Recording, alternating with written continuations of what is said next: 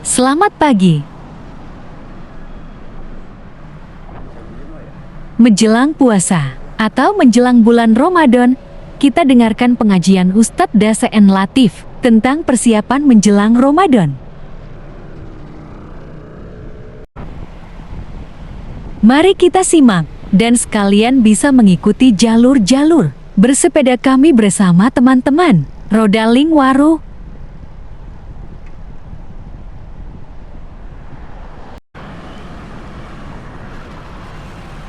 Ibuku di kampung, kalau dia mau kedatangan tamu, maka dia segera berbenah diri. Rumah dipel, spraynya diganti, gorden diganti, bahkan menu makanan pun lain dari biasa. Bahkan dia bilang, potong ku ayam, ada tamu mau datang. Coba, Masya Allah. Memang begitu mestinya kita dalam menyambut tamu, memuliakan tamu kita. Nah, insya Allah dalam hitungan beberapa hari lagi kita akan kedatangan tamu, yaitu bulan suci Ramadan. Bulan suci Ramadan ini banyak sekali namanya. 1. Bulan puasa. 2. Bulan penuh ampunan. 3. Bulan penuh rahmat. 4. Bulan dilipat gandakan segala kebaikan. 5. Bulan ada di dalamnya bulan yang lebih mulia, satu malam lebih mulia daripada 1000 bulan. Banyak macam, subhanallah, banyak sekali nama-nama bulan suci Ramadan ini. Nah, untuk menyambut bulan suci Ramadan ini, apa yang mesti kita lakukan dan apa yang kita lakukan di bulan suci Ramadan? Apa yang perlu kita lakukan, persiapkan? Zaman saya dulu masih sekolah, itu kalau di Makassar kalau mau bulan Ramadan ada yang disebut minggu terakhir. Minggu terakhir itu dia senang-senang. Dia pergi ke pantai, tenggelam, terakhir betul. Ya, ada yang ngambil band, ya, elektron, nyanyi-nyanyi, bakar jagung, macam-macam. Tapi alhamdulillah lambat laun mulai hilang itu. Maka anak-anak milenial sekarang dia gantilah dengan istilah tarhib Ramadan, menyambut bulan suci Ramadan. Cuma saya kalau ceramah ini terganggu konsentrasiku kalau banyak anak-anak lari-lari. Lari-lari sana. Itu bedanya orang Kristen. Itu orang Nasrani kalau dibawa anaknya ke gereja, dikasih duduk itu di sampingnya. Duduk kau nak, dengar itu pastor pendeta ceramah, khotbah. Kalau kita, duduk. Ada bilang mamanya, Pima kau main nak. Pergi gila main itu anaknya. Dan begitu ditanya siapa anak itu, tidak ada yang mau ngakui, malu diakui anaknya. Ya, Bapak, saudara-saudara sekalian, apa yang perlu kita lakukan menyambut bulan suci Ramadan ini? Yang pertama, kita harus mempersiapkan diri secara fisik. Kenapa? Ramadan itu, puasa itu puasa fisik. Puasa itu ibadah fisik. Tidak bisa orang puasa kalau sakit, iya toh? Maka harus persiapkan fisiknya, latihan dulu. Orang kalau main bola kan latihan dulu, bos. Mau main futsal tidak langsung masuk main bola langsung, tidak. Kenapa? Keram kau punya otot, bisa jadi cedera ototnya. Maka ada pemanasannya dulu. Apa pemanasan sebelum masuk bulan suci Ramadan? Maka dimulai dengan apa? Kita puasa Senin Kamis dulu, memulai dengan puasa-puasa sunnah, supaya masuk Ramadan tidak kaget perutnya. Kenapa? Dia sudah terbiasa, mulai latihan. Maka persiapkan fisik dulu. Yang berikutnya, selain fisik kita persiapkan apa? Ilmunya. Datang di sini, datang pengajian-pengajian begini. Maka adik-adik sekalian, bacalah ilmu, baca kitab. Supaya apa? Masuk Ramadan kita tidak bingung. Adik-adik remaja, belajar fikih, belajar mana yang memakruhkan puasa, mana sunnah-sunnah yang lebih bagus, mana yang mengurangi pahala, puasanya tetap sah tapi kurang pahalanya. Bagaimana hukumnya mimpi basah ketika siang hari? Ini banyak saya lihat anak-anak milenial, anak-anak SMA toh, Ustaz, bagaimana hukumnya kalau kita lagi puasa siang hari mimpi basah? Ada toh mimpi basah kalau siang toh? Iya. Puasanya sah dengan catatan begitu bangun langsung pergi mandi, bangun langsung mandi. Kalau mimpi, kalau kreatif sendiri batal, batal puasamu bosnya. Nah, itu harus ditahu semua itu. Termasuk bapak-bapak. Ada yang tanya, Ustadz, ternyata kalau malam boleh berhubungan suami istri. Ya boleh selama itu kau nikah, halal. Yang tidak boleh siang, selesai sholat subuh sampai maghrib jangan kau coba-coba. Kalau kau coba dekat-dekat istri dan kau offside, kartu merah. Apa dendanya? Puasa kau 60 hari berturut-turut. 60 hari berturut-turut. Kalau malam boleh, maghrib sampai subuh boleh. Tiba-tiba ada bapak-bapak bilang, Ustaz, kalau malam betul boleh? Boleh. Masya Allah Ustaz, saya sudah 5 tahun biar malam tidak juga. Nah, tak dongok kok. Makanya belajar kok bos. Ya, nah, itu semua penting kita ketahui. Ustaz, bagaimana kalau menelan ludah pada saat puasa? Itu waktu kecil kan kita bilang kalau menelan ludah batal. Akhirnya kita meludah terus. Kering tenggorokan. Boleh kalau ludah, biar kau kasih keluar, keluar lagi, masuk lagi, keluar lagi, masuk. Boleh. Yang penting kau tidak tambah. Misalnya begini, tambah. Batal itu bos. Kalau yang di dalam tenggorokanmu keluar masuk, boleh. Yang penting kau tidak jijik. Keluar lagi. Nah, boleh kalau itu. Ya. Bagaimana kalau sikat gigi di bulan suci Ramadan? Boleh. Boleh. Yang penting jangan kau telan air. Pura-pura sikat gigi. Mamamu bisa kau tipu, tapi Tuhan Maha tahu. Dia kalau Ramadan dia kumur-kumur, 3 kali masuk, 1 yang keluar. Berarti dia korupsi 2 ini. Itu harus tahu ilmunya, semua harus kita tahu. Bapak-bapak ini, ibu-ibu yang pengantin baru, harus tahu ilmunya. Mandi junub. Ada yang bilang, Ustadz, katanya kalau Ramadan mandi junub, begitu selesai harus mandi junub. Begitu selesai hubungan suami istri mandi junub. Tidak. Tidak harus ketika selesai. Nanti mau sholat subuh baru mandi junub. Bukan puasa yang mewajibkan kita mandi junub, tapi sholat subuh yang mewajibkan bapak mandi junub. Ada orang dia bilang begitu selesai mandi, sebelah capek kok itu bos. Pengantin baru sudah buka begitu mandi kok masih baik itu kalau jam 8. Pulang taraweh begitu lagi mandi kok lagi. 2 kali mau mandi. Sekalinya mau tidur jam 11 begitu mandi lagi. Bangun jam 2 begitu mandi lagi. Sekalinya mau makan sahur begitu mandi lagi. 5 kali mandi satu malam. Mesek kok bos. Jadi kapan mandinya? Episode terakhir. Nah, ada juga kalau misalnya cuman jangan kau ketawa anak muda, ini urusan orang tua. Nah, ada juga yang misalnya malam, misalnya jam 11 mau tidur. Ya. Kapan mandinya? Apakah sebelum makan sahur? Jadi kalau bapak makan sahurnya jam 2, apakah mandinya sebelum jam 2? Tidak. Bukan makan sahur yang mewajibkan bapak mandi junub, tapi kapan? Sebelum sholat subuh. Jadi saya ulangi, sholat subuh yang mewajibkan ibu bapak wajib mandi junub, bukan karena puasa. Itu harus ditahu semua. Maka sebelum masuk puasa belajar, ya. Nah, persiapan secara fisik, kemudian persiapan ilmu, mendatangi majelis-majelis, mendatangi kajian-kajian. Tidak ada kajian maka silakan googling, cari kok di YouTube, ceramah-ceramah, cari kalau ada perbedaan pendapat, bandingkan lagi. Menurut Ustadz Abdul Somad ini, menurut Adi Hidayat ini, menurut Khalid Basalama begini. Sudah itu, yang penting kau ikhtiar, sudah berusaha mencari ilmu, kau ragu, ikhtiar, salatlah. Minta petunjuk dan hidayah dari Allah. Sudah itu hakul yakin, jangan lagi ragu. Ini sekarang kan sudah banyak ustadz-ustadz kondang kok. Iya toh?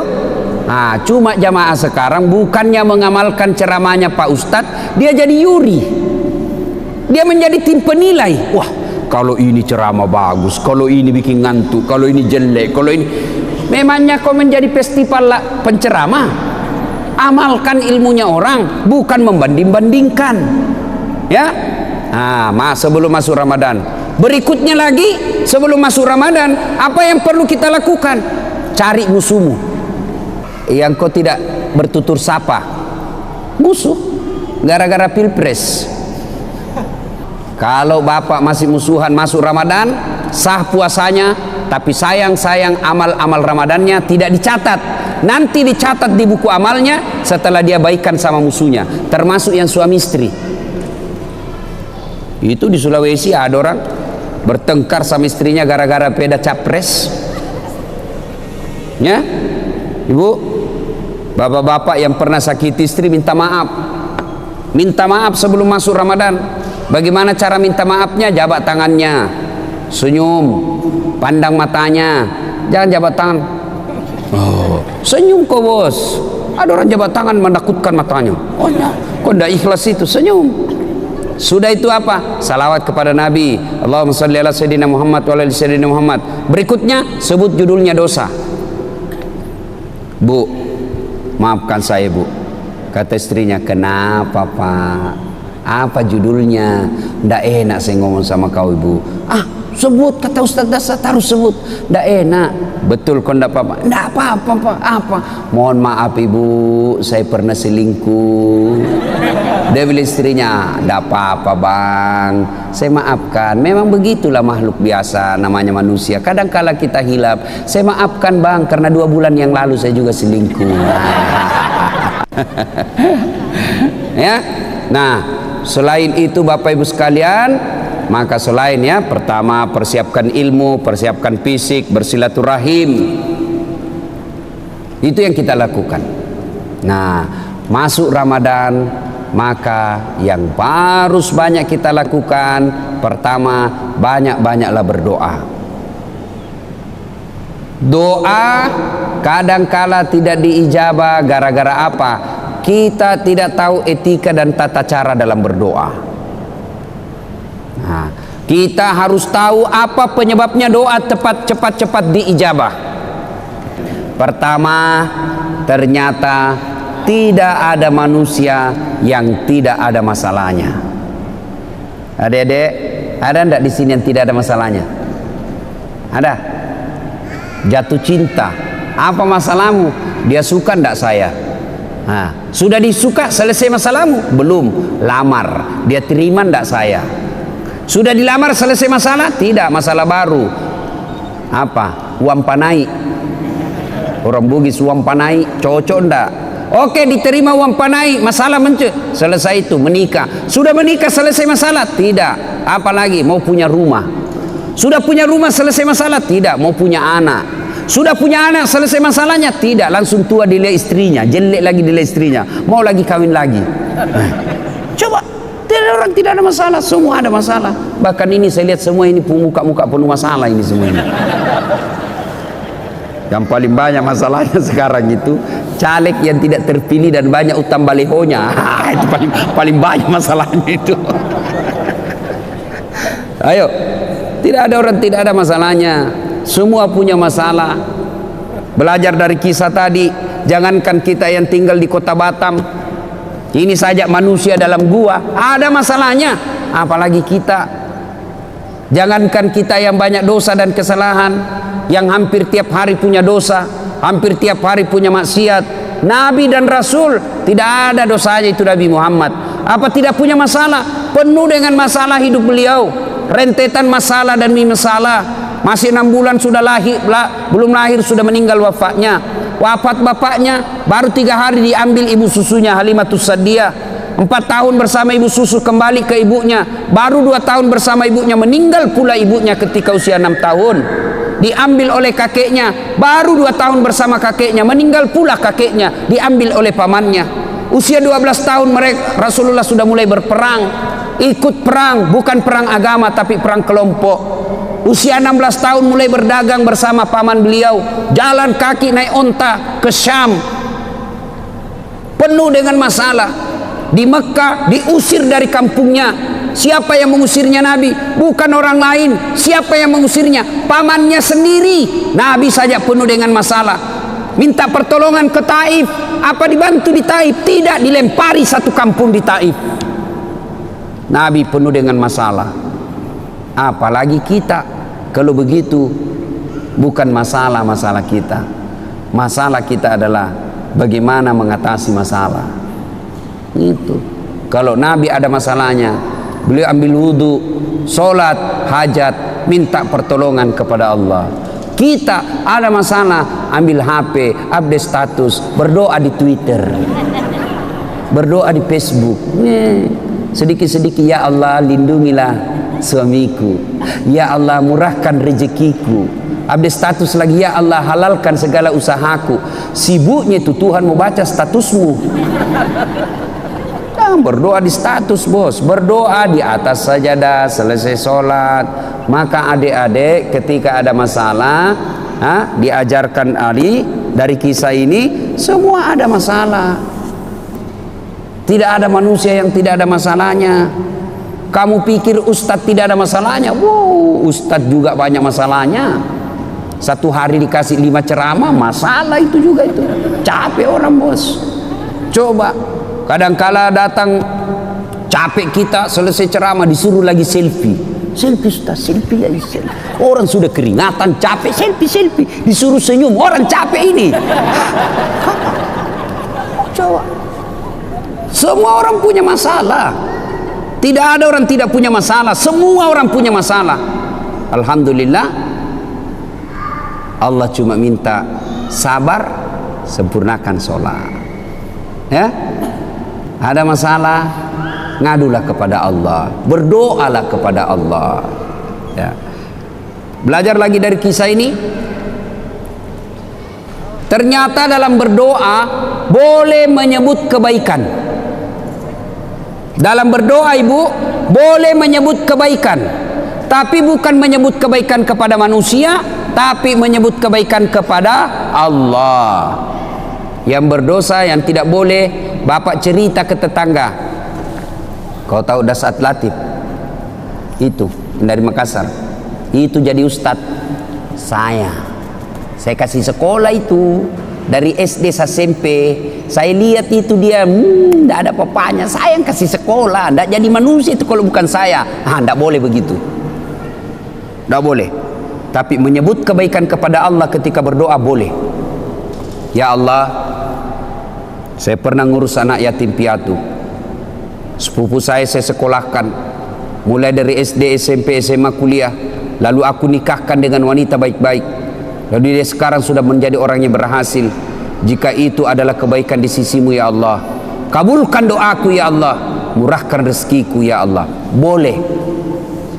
Ya Allah, saya pernah mencintai seorang wanita ya Allah, aku sangat mencintainya, aku sangat menyukainya, dia pun mau sama saya, tapi mau muntah lihat saya ya Allah. Nah, boleh menyebut kebaikan-kebaikan, boleh. Ya.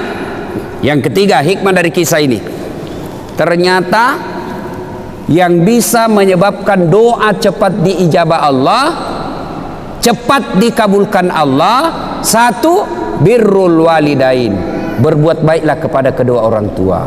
Ini adik-adiknya kan banyak semua ini ya. Siapa yang masih hidup orang tuanya? Angkat tangan. Yo. Yang sudah tidak ada satu, yang tidak ada dua-duanya. Coba bapak yang masih ada orang tuanya, mau cepat dikabulkan doa, urus orang tua dengan baik. Adik-adik mau cepat kerja yang baik, tidak usah kau cari muka sama pejabat, kau sudah punya muka itu. Ada kan orang suka sekali cari muka. Siap pak, siap. Apa siap? Lebih kau cari muka sama orang tua Allah. Dengan cara apa? Cari muka pada Allah dengan cara apa? Muliakan orang tuamu. Muliakan orang tua, itulah sumber berkah. Banyak diantara kita cari berkah ke guru, cium tangan ulama, datang ke makam ini, ziarah ke makam ini, lalu ibumu di rumah kau tidak urus, gimana mau baik hidupmu? Ada ndak orang yang mencintai kita seperti cintanya orang tua? Ada ndak orang yang sayang kepada kita melebihi cintanya orang tua? Tidak ada. Inilah orang tua yang sangat mencintai kita. Adik-adik, saya tanya ibu, bu, Ada ndak orang mau kerja 24 jam tidak digaji? Ada? Ada? Ada. Siapa? Ibumu. Itulah orang tua, kerja 24 jam ngurus kita, ndak pernah minta digaji, malah dia yang kasih kita duit. Itulah orang tua. Kalau ada anak-anak kurang ajar, sekali-kali kau lihat itu ibu hamil. Lihat itu ibu hamil, menderita itu ibu hamil, kasihan. Jalannya aja itu.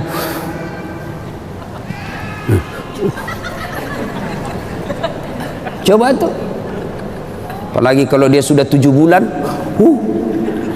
kakinya ada di sini. Naiklah di sini. Mesut nih, mesut. Coba tuh. Kasihannya itu ibu hamil. Tuh. Apalagi kalau dia tidur, coba lihat ibu hamil kalau tidur, nggak ada enaknya. Satu aja kasihan gayanya itu, gaya pasrah. Coba. Ya bu ya. Apalagi kalau melahirkan. Ibu pernah bayangkan, masih ingat waktu melahirkan bu? Masih? Ada ibu-ibu melahirkan senyum. Mentang-mentang dia artis, keluar kok nak. Tidak.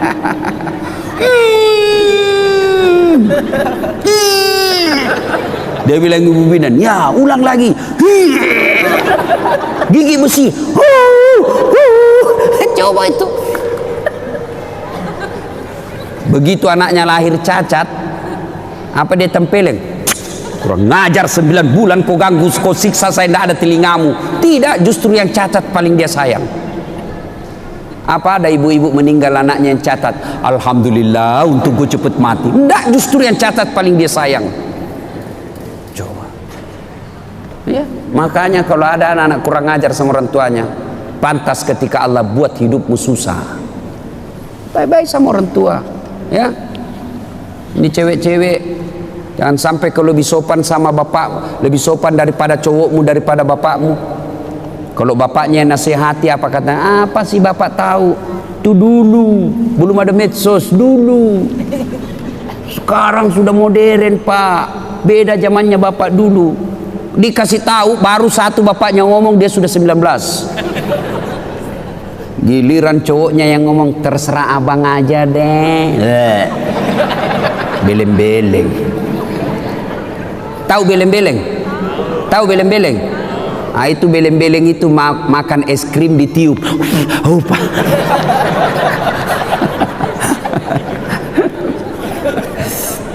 Iya. Berbuat baiklah sama orang tua. Adik-adik, bagaimana cara berbuat baik sama orang tua? 1, suara tidak boleh lebih keras dari ibu. Itu jelas, itu protapnya. Dalam Quran sudah jelas sekali protapnya.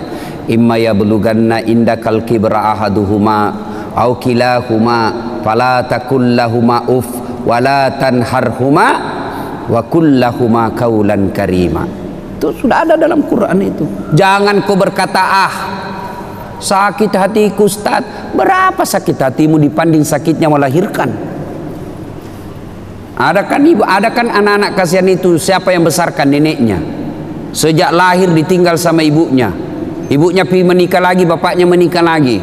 Akhirnya ini anak dibesarkan oleh neneknya, disekolahkan dengan baik, dapat kerja yang baik, ternyata baru pulang ibunya. Ibunya gagal pernikahan keduanya, bapaknya pun demikian. Lalu datanglah ini orang tua ke anaknya yang tidak pernah diurusnya. Ini anaknya marah. Apa bapak saya, dia terima beres, ibu saya tidak pernah diurus. Biar kau kasih haji ibumu 2 kali. Kau belikan ibumu 1 kilo emas. Kau bikinkan istana, belum seimbang dengan darah yang ada menetes dalam dirimu.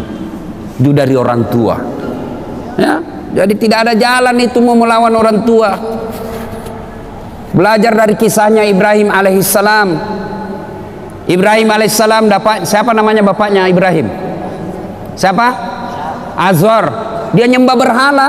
Ibrahim mau ribut sama bapaknya, mau lawan bapaknya. Apa kata Ibrahim? Kata Allah, sadar kau Ibrahim, bapakmu itu, tapi dia nyembah berhala ya Allah. Allah berfirman, bagaimanapun dia bapakmu, jangan kau lawan bapakmu. Nah? Jadi agar doa cepat diijabah Allah, birrul walidain, berbuat baiklah kepada kedua orang tua. Adik-adik, saya menganjurkan pulang ini cium tangan orang tua. Kalau saya bukan cuma tangan, kakinya ibu saya cium. Ya, kalau mau berkah hidup bos, sudah muliakan orang tuamu. Allah yang ngurus kamu, bisa beli mobil, bisa punya rumah, mendapat istri yang baik. Caranya apa? Birrul walidain, berbuat baiklah kepada kedua orang tua. Yang kedua, yang menyebab doa cepat diijabah Allah adalah menghindari dosa dan maksiat. Bagi kita laki-laki, dosa yang paling besar itu apa? Dosa perempuan. Tapi ini perempuan, tolong kami kerjasama. Ya, kami ini laki-laki jaga mata, tolong kalian jaga akhlak. Biar kami setengah mati jaga mata, kalau kalian gentayangan susah. Masa kita mau jalan begini terus? Kalau ada paha, ada dada, ya pasti dia dilihat barang bagus bos. Tapi jangan kok aniaya kami. Saya ini paling kasihan saya itu kalau di Makassar. Saya keluar rumah sholat duha dulu, berdoa dulu, zikir dulu, baru 10 menit keluar dari rumah di jalan habis saya punya zikir. Sebelah kanan dada, balik ke kiri paha, di depan kita dada, balik ke belakang pantat. Waduh, habis. Dia bilang, orang kenapa kau lihat Ustaz? Pasti dilihat, barang bagus bos. Makanya jangan, kata Nabi, jangan gara-gara perbuatanmu orang berdosa. Ya, kita ini dosa yang paling gampang membuat kita masuk neraka, mata. Mata ini yang paling gampang masuk neraka kita. Jelas ya? Menghindari maksiat, menghindari dosa. Dan dosa buat kita ini anak muda, yang paling besar peluang kita berdosa adalah zina, perempuan.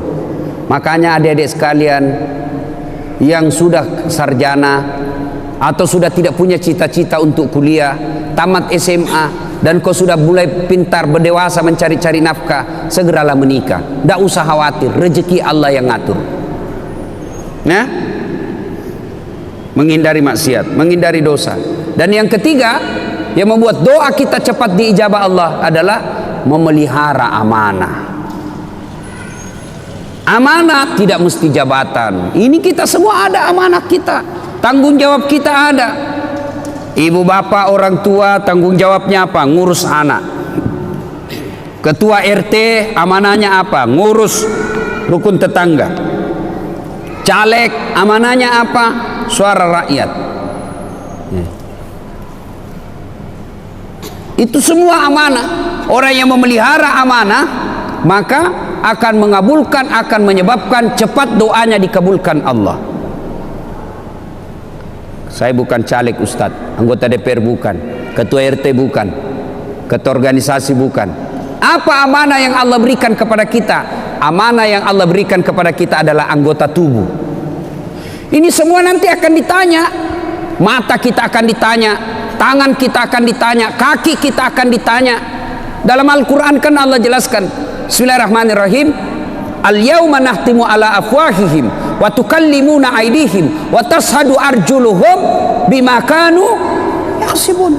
Tangan kita akan bicara, mulut kita akan bicara, kulit-kulit kita akan bicara atas segala nikmat. Nikmat itu amanah yang Allah berikan kepada kita. Mata ini amanah yang Allah berikan, maka jangan dipergunakan kecuali yang bermanfaat.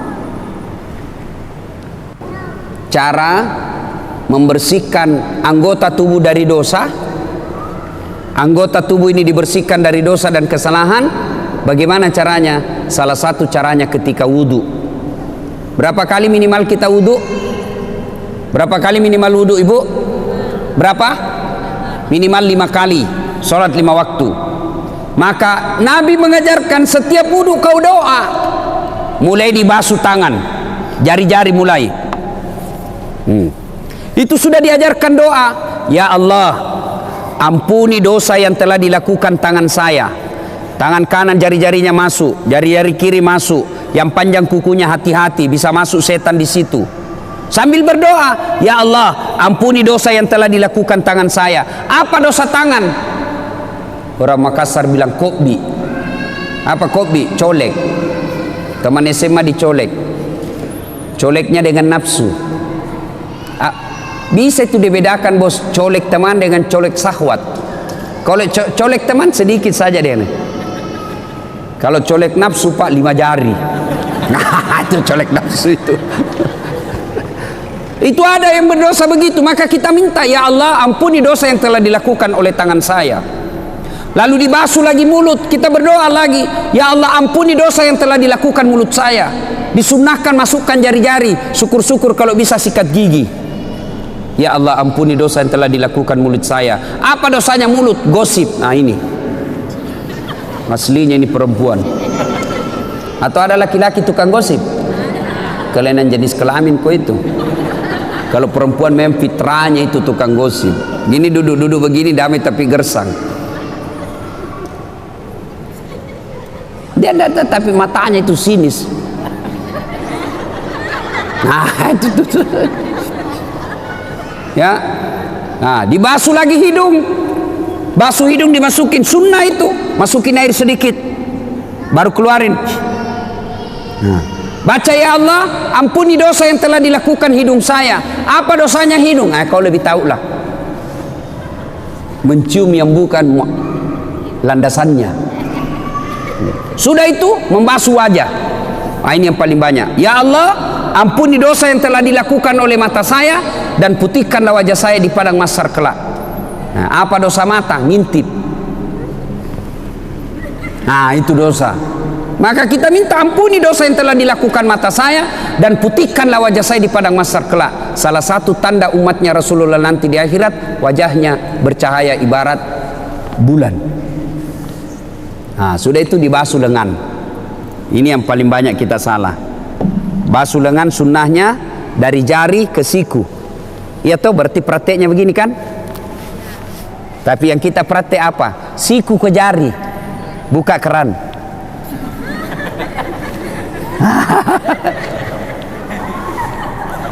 Salahkah? Tidak salah tapi tidak sunnah. Sambil terima telepon malah itu ini. Beleng-beleng. Ya. Ya.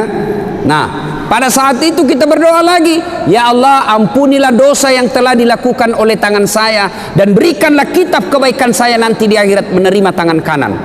Itu kata Nabi, siapa orang yang diberikan kitab kebaikannya, ijazahnya, raporannya dengan tangan kanan atau dari depan, maka dia masuk surga. Sebaliknya, apabila diberikan kitabnya dari tangan kiri atau dari belakang, maka dia masuk neraka. Maka kita berdoa, ya Allah berikan catatan kebaikanku nanti di akhirat menerima tangan kanan. Ya, sudah basuh itu. Berikutnya membasuh rambut. Ketika dibasuh rambut, disunnahkan lagi berdoa, ya Allah ampunilah, ya Allah haramkanlah diri saya disentuh api neraka. Dibasuh. Cuma biasa anak muda ini yang sisirnya sudah dikasih pamode apa? Hah? Pamode apa? Pomade. Nah itulah. Kita dulu waktu kecil pak, tidak banyak jenisnya merek rambut. Anu ji, tanco. Kalau ngambilnya tidak cukup 1 jari, 2 jari ngambilnya. Baru itu sudah. Pas kena matahari keluar semua keringat di sini. Tanco. Sudah tanco modern sedikit apa? Minyak kemiri. Sekarang sudah baca cukurnya saja anak-anak sekarang model macam-macam. Ada sungainya. Ada kayak got di sini. Diganti gotnya di sini, ada juga di sini. Masya Allah. Sudah dikasih lah itu pamod. Oh rambutnya tidak mau goyang. Akhirnya wuduknya dia begini saja. Beleng-beleng. Ya, tidak sah itu wudukmu pasti. Karena dalam Quran membasuh sebagian rambut. Jadi kalau kau tidak basuh rambutmu tidak sah. Nah, ya Allah haramkanlah diri saya disentuh api neraka. Sudah itu basuh telinga, ampunilah dosa yang telah dilakukan telinga saya. Dan basuh kaki, ya Allah ampuni dosa yang telah dilakukan kaki saya dan lekatkanlah kaki saya di jembatan Siratal Mustaqim nanti. 5 kali bos kita berdoa sehari semalam. 5 kali. Masa Allah tidak ampuni dosa? Cuma yang jadi masalah, kadangkala kita wudhu buru-buru, selesai, bahkan sambil menyanyi, yo ayo, ay. Ya? Nah, saudara-saudara sekalian, inilah 3 yang membuat doa kita cepat diijabah Allah. 1, birrul walidain. 2, hindari maksiat. 3, memelihara amanah. Kalau 3 hal ini dilakukan pada saat bulan suci Ramadan, maka banyak-banyaklah meminta kepada Allah. Dalam bulan suci Ramadan, Allah malu tidak mengabulkan doanya orang-orang yang berdoa. Maka manfaatkanlah bulan suci Ramadan, banyak-banyak berdoa. Saya sudah berdoa Ustadz, sudah saya lakukan itu yang 3 sunnah tadi ini. Kenapa doaku tidak dikabulkan Allah? Berarti apa yang kalian minta tidak baik buat kalian. Ya Allah, mudah-mudahan suamiku bisa beli mobil. Malah mobil terjual. Allah tahu ibu, kalau ada mobilnya suami dipakai selingkuh. Allah tahu. Ya Allah, mudah-mudahan saya bisa lulus universitas terkemuka sesuai cita-cita dan impianku. Tidak lulus, jangan sangka buruk, sangka baiklah. Berarti apa yang kalian itu minta tidak baik buat. Ya Allah, mudah-mudahan bapakku tulus nyalek, kok tidak lulus, tidak lolos, berarti bukan itu yang terbaik. Dan Rasulullah Sallallahu Alaihi Wasallam pernah mengisahkan, di surga kelak ada orang masuk surga lalu diberi hadiah oleh Allah. Nih hadiahmu, ini banyak sekali hadiah. Lalu orang ini berkata, ya Allah, banyak begitu kau kasih saya, rasanya amal yang saya lakukan di dunia tidak sebanyak ini. Kenapa banyak begini? Ibaratnya amalnya cuma 5, Allah kasih 5.000. Lalu Allah menjawab, ketahuilah itulah doa-doamu yang tidak aku kabulkan ketika kau hidup di dunia, karena saya tahu kau tidak mampu memikul apa yang kau minta itu. Berarti tidak ada doa yang tidak diijabah. Yang ada adalah Allah menunda doanya selama doa itu kita lakukan dengan sebaik-baik. Ibu bapak saudara-saudara sekalian, inilah tausiah kita pada hari ini. Mudah-mudahan ada manfaat dan kebaikan di dalamnya.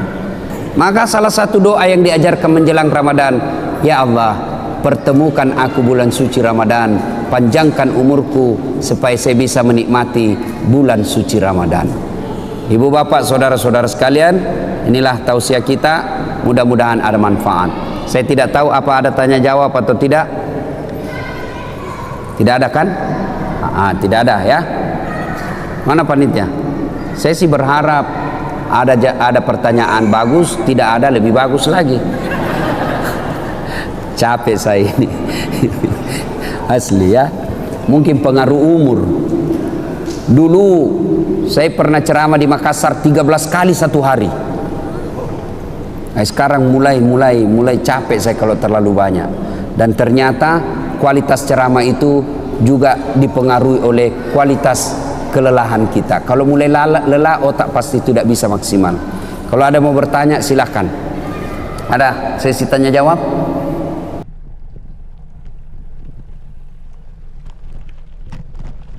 Demikian rekan-rekan semua, semoga kita makin bertambah ilmunya dan bisa menjalankan puasa dengan benar.